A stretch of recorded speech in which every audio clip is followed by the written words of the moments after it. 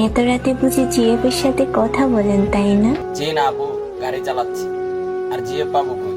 আমরা পেশায় ড্রাইভার, গাড়ি চালাই তো কুলাই না। তাহলে সব সময় রাতে দিনে এত অনলাইনে কি করেন? কেউ একজনের জন্য অপেক্ষা করি, জানি সে আর কখনো ফিরবে না, তারপরও মন তো মানে না, তাই ওয়েট করি।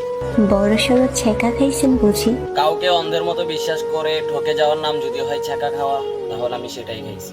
আপনিও আবার প্রেম করেন। লাইফ মানেই তো এনজয়। একটা যাবে আরো কয়েকটা আসবে। We are not same, because আমি একজন পেশায় ড্রাইভার, আমাদের এনজয় বলতে কিছু থাকে না।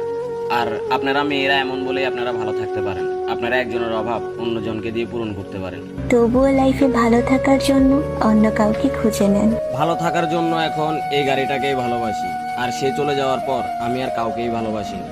এই নিষ্ঠুরতম পৃথিবীতে আমি ভালোবাসার মানুষদেরকে পরীক্ষা করে দেখেছি। আমি রাগ করলে আমার রাগটা কেউ ভাঙায়নি, আমি অভিমান করলে কেউ এসে আমার অভিমানটা ভাঙায়নি। আমি চোখের অশ্রু ঝরিয়ে দেখেছি, কেউ আমার অশ্রু মুছে দেয়নি। আমি এখন নিজেকে এমনভাবে তৈরি করতে চাই, আমায় যারা ছেড়ে গেছে তারা যাতে আমায় দেখে এখন আফসোস করে। কই, আপনি তো সেই একজনের মায়ায় আবদ্ধ হয়ে আছেন। হ্যাঁ, আস্তে আস্তে মায়াটা কাটিয়ে উঠবো।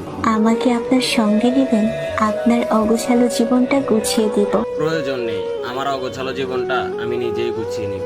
আর আপনাকে বলার জন্য অসংখ্য ধন্যবাদ। পারবেন? চেষ্টার কমতি রাখবো না। হ্যাঁ, বরং তাই ভালো হবে। কারো চলে যাওয়াতে কষ্ট পাবেন না, যিনি চলে গেছেন তার থেকে ভালোই পাবেন। দেখেন, কাউকে আর ভালো লাগবে না, সে যদি আমাকে বুঝতো তাকেই আমার লাগতো, তাকেই আমার প্রয়োজন। ছেলেরা আসলেই অসম্ভবভাবে ভালোবাসতে পারে। ইতিহাস সাক্ষী আছে, যতগুলো ছেলে এক নারীতে আসক্ত ছিল, এক নারীকে ভালোবেসেছে, অন্ধের মতো বিশ্বাস করেছে, সবগুলো ছেলেই কিন্তু দিন শেষে তার ভালোবাসার কাছে নিঃস্বার্থভাবে ঠকে গেছে।